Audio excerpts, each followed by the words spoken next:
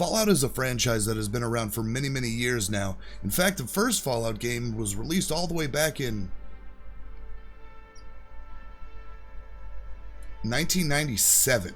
Oh, Jesus Christ, I'm old. And after the release of the first game, I fell in love with the universe, I fell in love with the franchise, and we've had a slew of games released since. But not all of the Fallout games are created equal.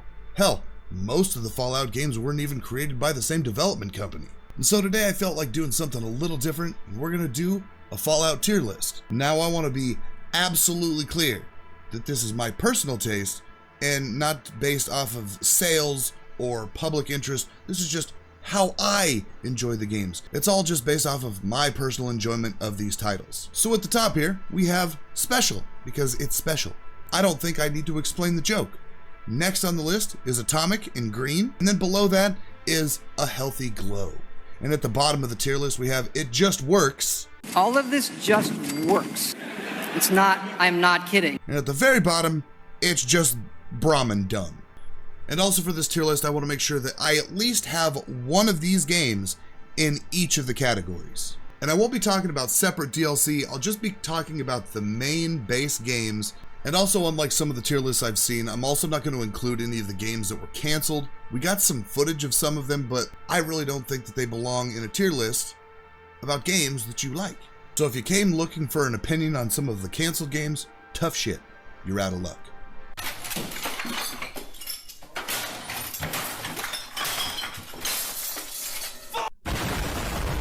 So we're going to start off going in order, starting with, of course, Fallout 1. Of course, for those of you who've been following along with me on my journey and making videos on the internet, you'll know that I am a huge fan of the first Fallout game. This is what got me into the franchise. I still have my original copy. I absolutely adore this game.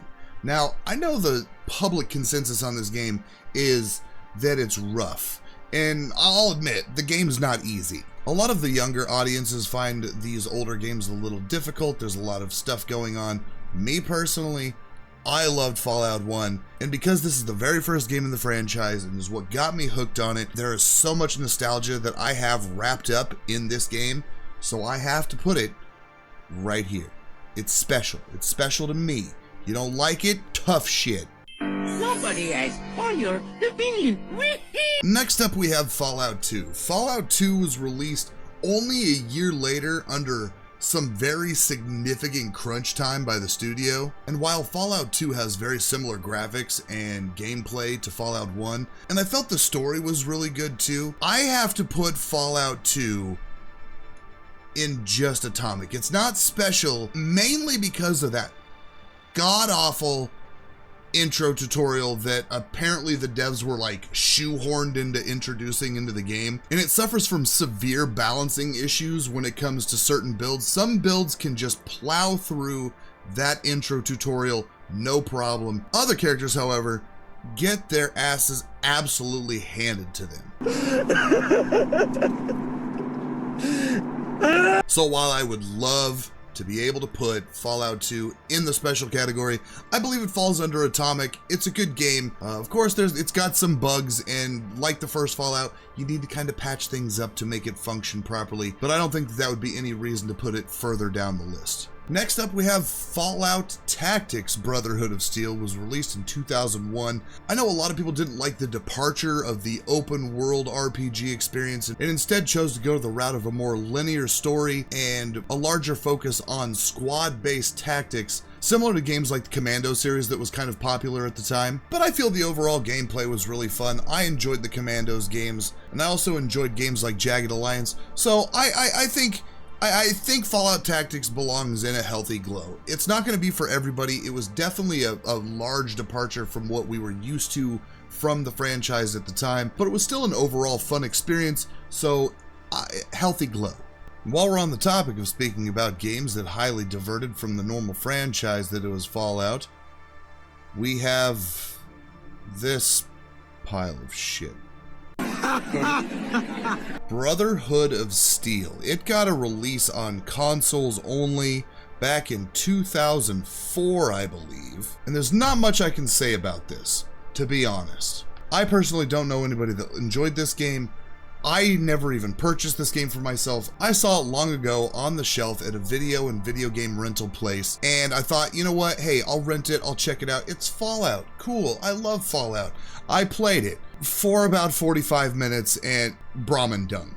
It's shit. I don't know why they thought that this was the direction to go. God damn it. But whatever their reasoning, it was an absolute dud. I refuse to play any more of it, so it just belongs right down here in the shit. Now, the next title is Fallout 3, which was the first time Bethesda actually got their hands on the franchise and released this lovely game here. Now, I know a lot of people, myself included, when it was first released, was very, very upset that they had changed from an isometric view to a first-person view. I'm not a fan of first-person shooters. I'm not a really big fan of first-person games, but Fallout 3 ended up being something really, really, really special. And I don't mean that the game itself is special, but there's a lot of happy memories surrounding Fallout 3. When this game was first released, I was too broke. Me and my wife had been very, very poor for many, many years, struggling to try to keep our head above water.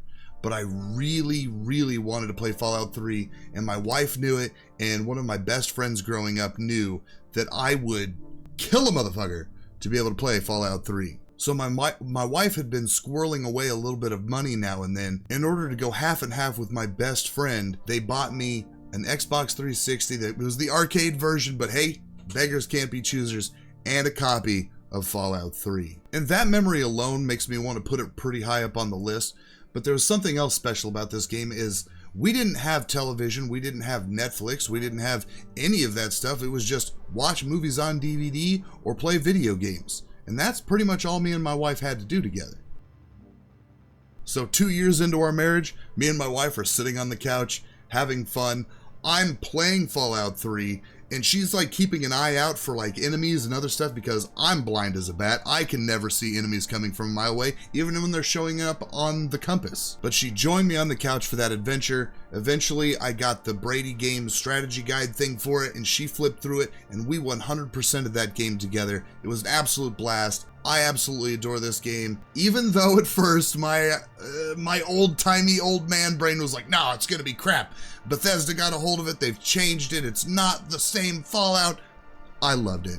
And in fact, I think Fallout 3, for me, is good enough to put at Atomic. Next up, we have Fallout New Vegas. Now, New Vegas was actually developed by Obsidian, and let me just tell you, as an old school lover of RPGs, CRPGs, of course I'm very familiar with Obsidian. And while New Vegas had a really rocky start at launch with a lot of bugs and other issues, I think most Fallout fans would say that New Vegas is probably as close to the old school Fallouts as you're going to get rule set wise and mechanics wise, beyond it being a first person video game.